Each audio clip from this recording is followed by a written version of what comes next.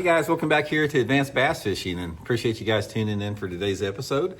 And guys, today I want to talk about one of the most underlooked and overlooked type of bass fishing structures on any type of a lake, a man-made lake, and that is areas that have these gravelly type banks. The very small rock, the flatter gravel type banks, these areas get overlooked a bunch, and they hold a lot of fish depending upon times of the year. And what I want to do in today's video is I sort of want to go over some of my favorite ways to fish a gravel bank and really how to identify what is a good gravel bank versus what is not. Because most man-made impoundments across the country, they have a diversity of different type of rock on it. Everything from like bluff banks to riprap to channel banks, and most every lake has got some type of clay or gravel bank, something like that. So we're going to go over that in today's episode here.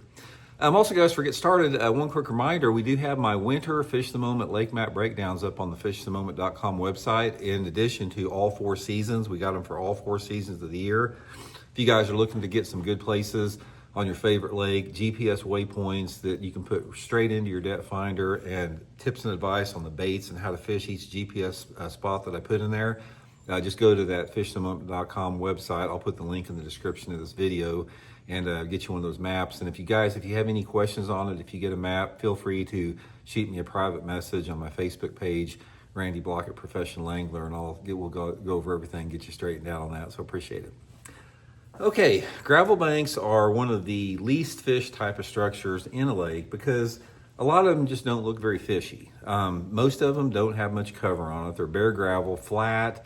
There's not anything visually appealing to the angler. Now, there may be some type of offshore structures adjacent to it that are good. Let me give you guys one example. Is down at Table Rock Lake a few years ago, I won what was called the Central Pro-Am Titleist Tournament. And I won that tournament deep cranking. It was June, and I won it deep cranking off of those gravelly type banks. And what I was doing is I was going out on those gravel banks, and I was getting my boat in anywhere between, say, 6 to 12 foot of water. And I was trying to find places out off that gravel bank where it dropped off a little bit quicker.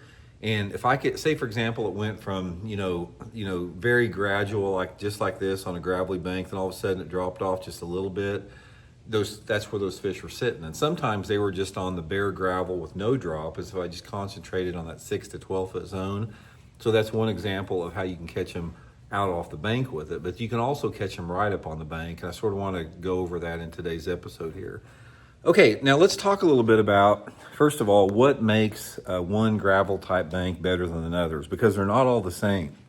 One of the things that's really critical for you to do when you start looking to fish a gravel bank is you've really got to pay close attention to your like your GPS or any type of your contour maps, navionic maps or whatever.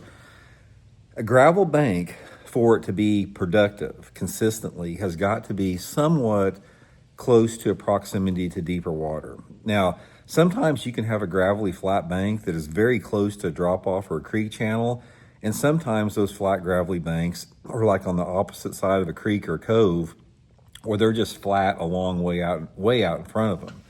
Those aren't going to be the best things. So say, for example, you get out on a gravel bank and you're, say, 50, 60 foot off the gravel bank, off the bank itself, and the water's still 2 or 3 feet deep.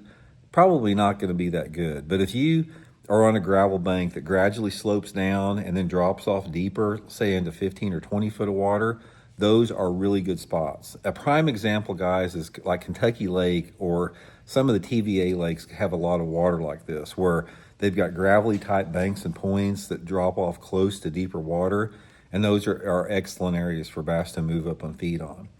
So try to find a gravel bank that is somewhat close to proximity to an old creek channel or an old river channel. The next thing with that is gravel banks that are in and around some type of point are always going to be more productive. Now, gravel points can be really, really productive. In fact, a gravel point is one of my favorite type of areas to fish. But one of the things that I look for when I'm fishing a gravel bank is I want the bank to be somewhat close to a point. So I want to have a point in sight. So in other words, if I say I got this nice long gravel stretch of bank, I want to be able to look up in front of me and I want to see a point 50 to 100 yards in front of me, something like that. Those are going to be more high percentage areas because those bass sort of migrate along those banks back and forth, to those points to move up and down to feed on. So gravel banks, gravel points are going to be really, really good. Depending upon the time of the year, gravel banks and coves or creek arms or the main lake can be good. For example, I like to fish gravelly type banks and stuff in the fall time of the year and the coves and creeks. And in the summer time of the year and the winter time of the year, both, I like to fish gravelly banks that are close to deep water, out on the main part of the lake. Gravel banks are another really good structures for a mixed species. Smallmouth and spotted bass especially like to use them. They suspend on them. They use them on the bottom. They just really, really like that gravel. Now, the techniques that you want to use on a gravel bank, again, it depends on your water clarity and the water temperature. One of my favorite ways to catch fish on any type of a gravel bank or point, is either on like a swing head jig, like that Biffle hard head, like with a little zoom, like a Z-craw on it or something like that, or a football head jig. Football head jig and a wobble head jig are my two favorite things because you can cover a lot of territory in a hurry. I'll make long casts with that football head jig or the wobble head and just slowly crank it around that gravel, and that thing sort of like digs up sediment and stuff as it's going on through there, like a little crawdad rooting around. That can be really, really good. Another bait that works really good, especially in the wintertime on a gravel bank, is a jerk bait. Jerk bait, you can cover water, you can pull fish off the bottom with it, you can catch suspended fish on it. One of my favorite baits. A-rig, if it's windy, in the winter, I'll throw a jerk bait, maybe if the wind's not blowing too much, and an A-rig if it is pretty windy. And then as the water warms up, like a shaky head can be good, something like that, and a topwater can be excellent. I've caught a ton of good fish if I have a gravel bank and water temperature's over 70 degrees and the water clarity is like over 3 foot on something like a Zara Spook or a Megabass Diamante, just some type of a walking topwater. Whopper plopper can be good, anything like that. But gravel banks are feeding areas for fish because bass don't just live on gravel all the time just for the fun of it because there's no cover there for them. So normally you're going to find bass on gravel when they are actively feeding. That is why gravel is usually always going to be better. If you got a little bit of wind coming in on it, it's going to be better on a lower light condition. Those are things that are going to activate those fish on those gravel banks since they don't have the protection of an ambush point or cover. So my favorite time to fish a gravel bank is if I got like a 5 to 15 mile an hour wind blowing in on it and some type of a cloudy, overcast day, especially if it's raining, can be good. Those are prime factors to catch them on gravel.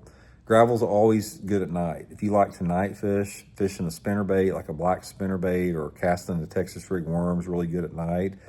But just don't pass them up, guys. It's one of the, everybody goes to like the good looking rocky banks and the rock transitions and lay down trees and docks and grass beds. But just try some of that gravel stuff because fish use them because they don't get a lot of fishing pressure on it. They like it. And they're probably, like I said, the least fished area on a lake. So anyway, I hope it helps you guys out. We'll talk later.